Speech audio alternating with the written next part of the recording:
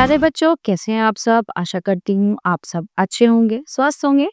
स्वागत है आपका इस कक्षा में। आइए आज हम पढ़ते हैं हिंदी व्याकरण का पाठ 4, वाक्य।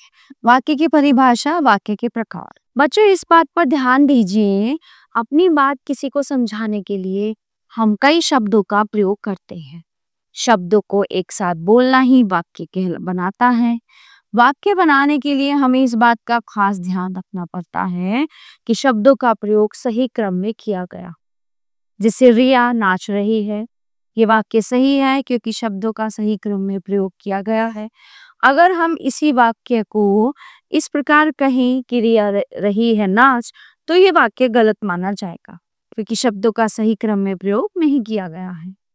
इस प्रकार हम कह सकते हैं कि शब्दों के सार्थक समूह को हम वाक्य कहते हैं। फिर पढ़ते हैं, अब चलिए इन वाक्यों को पढ़ते हैं। अंकित पतंग उड़ा रहा है, शव्या रस्सी से कूद रही है और साहिल टीवी देख रहा है। ठीक है, इन वाक्यों में अंकित, शव्या और साहिल के बारे में बताया गया है कि वे क्या कर रहे हैं। इस प्रकार वाक्य के दो अंग होते हैं, उद्देश्य और विधेय। उद्देश्य का मतलब होता है जिसके बारे में कोई बात कही जाए उसे उद्देश्य कहते हैं। विधेय का मतलब होता है उद्देश्य के बारे में जो कुछ भी कहा जाए उसे विधेय कहते हैं। जैसे सूरज खेल रहा है, सूरज खेल रहा है में सूरज उद्देश्य है और खेल रहा है विधेय है। ठीक है, सूरज को उद्देश्य मानेंगे क्योंकि इस वाक्य में सूरज के बारे में कहा गया है, और खेल रहा है को विधेय मानेंगे क्योंकि इसमें सूरज के बारे में ये बताया गया है ना। तो इस तरह से ना वाक्य के दो भेद होते हैं। अब आगे देखिए, यहाँ कुछ और वाक्य दिए गए हैं, इन्हें ध्यान से पढ़िए।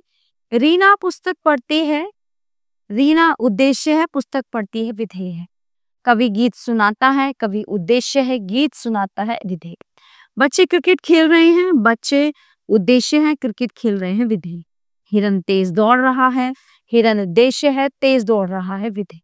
अब इन वाक्यों को दो मुख्य भागों में बांटते हैं। कैसे?